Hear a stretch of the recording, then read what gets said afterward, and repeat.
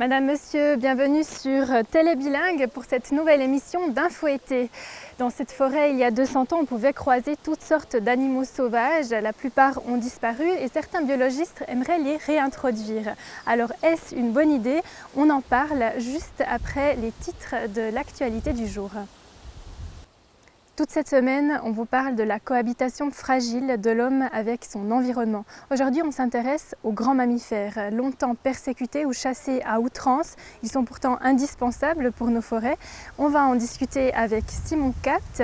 Il est biologiste, spécialiste des mammifères indigènes et travaille au Centre suisse de cartographie de la faune. Il vient d'écrire un livre sur les animaux sauvages et la chasse dans le canton de Berne. On le rencontre, mais juste avant, voici le téléjournal du jour. Je me trouve en compagnie de Simon Capt, biologiste, pour parler aujourd'hui des animaux qui peuplent notre région et qui l'ont peuplée. Plusieurs espèces ont disparu. Alors dites-nous, dans cette forêt aujourd'hui, qu'est-ce qu'on pouvait croiser comme mammifères il y a 200 ans ? Il y a 200 ans, c'était bien intéressant. Je pense qu'il y avait pour la grande faune, il y avait parmi les ongulés, il y avait le cerf, le chamois, il y a aussi le sanglier, le chevreuil. Puis bon, naturellement aussi les grands prédateurs qui étaient le lynx, le loup, l'ours, la loutre. Donc voilà, c'était toute la grande faune réunie dans ce secteur. Alors justement, plusieurs de ces espèces ont disparu. Justement, il y a 200 ans, elles ont commencé à être éliminées par l'homme. Qu'est-ce qui s'est passé ? C'est assez typique pour cette faune mammifère parce que c'est dû aux intérêts, elle croisait les intérêts de l'humain parce qu'il y avait des dégâts sur un animal domestique, dégâts en forêt, ou en fait simplement parce qu'on en avait un peu peur, ou il y avait de la chasse qui était non réglementée, ça fait qu'on pensait qu'on pouvait taper dans le tas sans autre. Et au final, effectivement, d'abord les ongulés qui ont disparu, puis par la suite les grands carnivores. Cette disparition, est-ce qu'elle est problématique ? Dans le sens que chaque espèce a son rôle à jouer dans l'écosystème. C'est vrai qu'on a peut-être parfois la peine à s'imaginer, mais un cerf, ça sert à quoi? Mais effectivement, c'est clair qu'il garde le paysage aussi ouvert, donc il contribue à ce qu'effectivement, en tant qu'herbivore, il va brouter de l'herbe. Donc, empêche un peu l'embroussaillement du paysage, donc ça crée des milieux ouverts, des milieux intéressants pour d'autres espèces. En forêt, effectivement, il peut aussi intervenir, dans le sens qu'il écorce des arbres, mais ces arbres ils seront utiles à autre chose une fois qu'ils sont morts. Donc il y a pas mal d'explications, beaucoup d'explications, mais c'est clair sur l'intérêt derrière qu'on a. Alors, il reste quand même heureusement beaucoup d'espèces quand même de ces grands mammifères. Lesquels sont les plus nombreux dans notre région ici, par exemple ? C'est un peu le paradoxe par rapport à une situation qu'on a en Suisse en général. Donc c'est vrai qu'on parle de beaucoup de faune qui disparaît, mais effectivement la grande faune, elle se porte assez bien, même qu'elle remonte un peu comme on peut dire la pente. En fait, il y a les ongulés qui, depuis maintenant presque 100 ans, se portent assez bien, même qui continuent à augmenter. Le cerf qui se disperse encore, même dans le massif jurassien. On voit l'arrivée en fait du loup, on voit l'arrivée de la loutre. C'est vrai que comme ce n'était pas le milieu qui avait disparu, mais plutôt un impact direct de l'humain, ils n'ont pas trop de problèmes installés. Mais après, c'est la coexistence qui est la grosse discussion. Il y a plusieurs milliers d'années, dans ces forêts, on pouvait croiser d'autres espèces encore, de la mégafaune, des grands mammifères, des ours, des cavernes, des lions des cavernes. C'est ce qu'on va découvrir dans le reportage qui suit. En se promenant dans l'arc jurassien il y a 30 000 ans, on pouvait encore tomber nez à nez avec un ours des cavernes. Pas de panique, le colosse était principalement herbivore.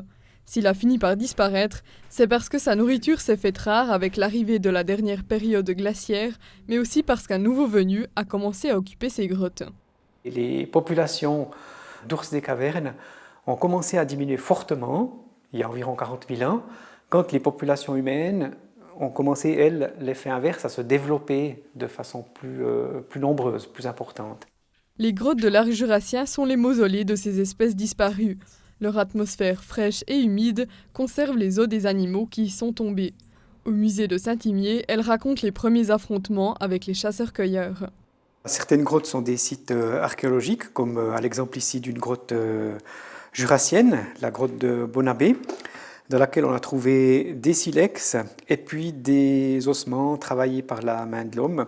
Ici, par exemple, des os de cerf qui ont été découpés, dont les extrémités ont été enlevées pour rechercher la moelle à l'intérieur.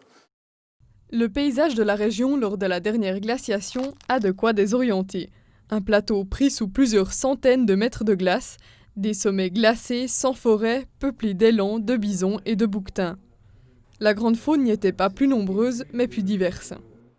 Avant, dans la préhistoire, il faut bien se rendre compte qu'on avait des populations qui étaient en équilibre proie-prédateur. Donc elles étaient quand même aussi un petit peu limitées par leurs prédateurs. Et puis dans des conditions aussi de milieu qui étaient certainement moins favorables que les forêts entrecoupées de zones agricoles qui sont à l'heure actuelle très très favorables pour les ongulés notamment. Avec le réchauffement climatique, certaines espèces ont migré vers des régions plus fraîches. Le reste, c'est l'histoire de millénaires d'expansion humaine, un chemin jonché d'os qu'on ne reconnaît plus. Nous voilà de retour avec Simon Capt pour continuer cette interview au sujet des mammifères de notre région. Alors on l'a vu dans ce reportage, cette mégafaune a disparu, je dirais presque heureusement, j'aurais peur de croiser ces ours des cavernes ou autres. Mais il y a d'autres espèces herbivores, par exemple comme le bison qui a disparu aux alentours du Moyen-Âge et qu'on pense réintroduire. Par exemple, il y a un projet de ce type dans le canton de Soleure. Est-ce que c'est une bonne idée ? C'est une idée intéressante parce qu'effectivement on touche à plusieurs questions. C'est vrai que le bison, effectivement, il faut remonter pas mal en arrière pour dire qu'il était dans la région, ce qu'est la Suisse aujourd'hui. Mais en fait, c'est une espèce qu'à l'échelle européenne, donc elle est encore fortement menacée. Donc l'idée, c'est aussi de pouvoir contribuer à la survie de cette espèce, donc en fondant plusieurs populations, donc qui font une base génétique plus large, et puis aussi le fait que si jamais une des populations aurait des problèmes sanitaires ou de maladies, en fait, qu'on ait d'autres qui survivent. Donc c'est aussi une idée de base, effectivement, de soutenir ce projet-là. Et puis effectivement, c'est une espèce qui, si on prend la région du Tal, qui est dans la partie du Jura, donc c'est des pâturages boisés, puis ça plairait beaucoup à cette espèce. Donc c'est plutôt une espèce aussi en forêt, donc c'est vrai que ça maintiendrait aussi en fait cet aspect-là de pâturage boisé, voilà. Donc il y a ces deux aspects-là, aussi le côté écologique qui peut être intéressant. Pour finir, une dernière question. Dans 100 ans ou 200 ans, vous pensez qu'on verra quoi dans cette forêt? Vous pensez qu'on pourra croiser des lynx, des bouquetins, des ours, des loups dans ces forêts? Alors, dans leur milieu où ils se plaisent, effectivement, je pense qu'il y a de très bonnes chances, parce que même les lois maintenant, elles stipulent qu'effectivement, ces espèces-là doivent être protégées, donc ça fait partie du patrimoine. Donc il y a aussi une responsabilité de l'être humain de dire, voilà, nous on est responsable de ça, donc voilà, moi je pense que c'est aussi l'aspect pas simplement écologique, mais aussi éthique de dire, voilà, nous on contribue à la survie de ces espèces. Très bien, merci beaucoup Simon Capt pour cet entretien. De rien.